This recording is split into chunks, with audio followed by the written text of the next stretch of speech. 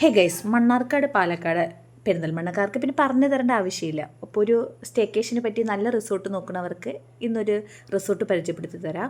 Already ഞങ്ങൾ കഴിഞ്ഞ പ്രാവശ്യം ഈ സമയത്ത് പോയിട്ടുണ്ട്. ഇപ്പോൾ വീണ്ടും ഞങ്ങൾ റീവിസിറ്റ് ചെയ്യാൻ പോകണം. അപ്പോൾ തന്നെ നിങ്ങൾക്ക് അറിയാം, അത് അത്യാവശ്യം നല്ലൊരു റിസോർട്ടാണ്, ബഡ്ജറ്റ് ഫ്രണ്ട്ലി ആണ്.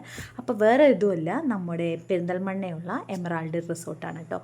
അപ്പോൾ അന്ന് ഞങ്ങളുടെ കൂടെ 3 അതിഥികൾ ഉണ്ടായിരുന്നില്ല. പക്ഷേ ഇപ്രാവശ്യം ഞങ്ങളുടെ കൂടെ 3 അതിഥികളുണ്ട്. ഒന്നാമത്തെ അതിഥി എൻ്റെ ബേബിയാണ്. കഴിഞ്ഞ പ്രാവശ്യം ഞാൻ അവൻ 5 മാസം പ്രഗ്നൻ്റ് ആയിരുന്നു ഇങ്ങോട്ട് പോകുമ്പോൾ. രണ്ടാമത്തെ അതിഥി ജിഷ, പിന്നെ ജിഷ അല്ല കേട്ടോ, ജിഷയുടെ ബേബി.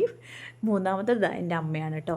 അപ്പോൾ പിന്നെ ഈ റിസോർട്ടിനെ കുറിച്ച് പറയുമ്പോൾ നമുക്ക് കാണുമ്പോൾ തന്നെ അറിയാം, ഒരു ട്രഡീഷണൽ ടച്ച് ഉള്ളൊരു റിസോർട്ടാണ് കേട്ടോ. അപ്പോൾ കഴിഞ്ഞ പ്രാവശ്യം വരുമ്പോൾ നല്ല മഴയായിരുന്നു. ഇപ്രാവശ്യം പക്ഷേ മഴയില്ല. മഴ സമയത്താണ് വരുന്നതെങ്കിലും ദൈവം ഞങ്ങൾക്ക് അനുഗ്രഹിച്ചു തോന്നുന്നു.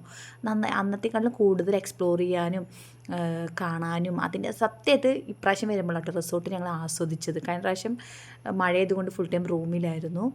പിന്നെ അന്നത്തെക്കാട്ടിലും കൂടുതൽ ആൾക്കാർ ഇപ്രാവശ്യം ഉണ്ട് കേട്ടോ. പിന്നെ കുട്ടികൾക്കായിട്ടൊരു പാർക്ക് ഏരിയ വലുതായിട്ടില്ലെങ്കിലും അവർക്ക് എൻജോയ് ചെയ്യാൻ പറ്റും.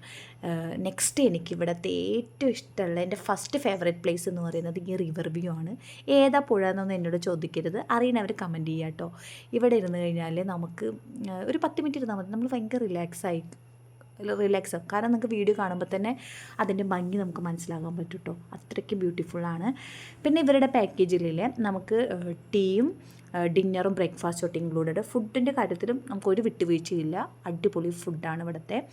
പിന്നെ എനിക്ക് നെക്സ്റ്റ് എൻ്റെ ഫേവറേറ്റ് ഏരിയ എന്ന് പറയുന്നത് ഇവരുടെ പൂളാണ് കേട്ടോ. അടിപൊളിയാണ്. പക്ഷേ ഇപ്രാവശ്യം കഴിഞ്ഞ പ്രാവശ്യത്തേക്കാൾ എൻജോയ്മെൻറ്റ് കുറവായിരുന്നു. അറിയാലോ, ബേബി ഉണ്ട് അതുകൊണ്ട്. പക്ഷെ അവൻ നന്നായിട്ട് എൻജോയ് ചെയ്തു കേട്ടോ. അപ്പോൾ പിന്നെ ഈ വീഡിയോ കാണുന്നവർ മാക്സിമം ഇതൊന്ന് എന്നെ സബ്സ്ക്രൈബ് ചെയ്ത് എന്നെ സപ്പോർട്ട് ചെയ്യണം കേട്ടോ. ഞാൻ കുറേ കാലമായിട്ട് വീഡിയോ ഇടാറില്ല, കുട്ടീൻ്റെ തിരക്കതൊക്കെ കാരണമാണ് കേട്ടോ. അപ്പോൾ ഇനി മാക്സിമം ഞാൻ ഇടാൻ നോക്കാം.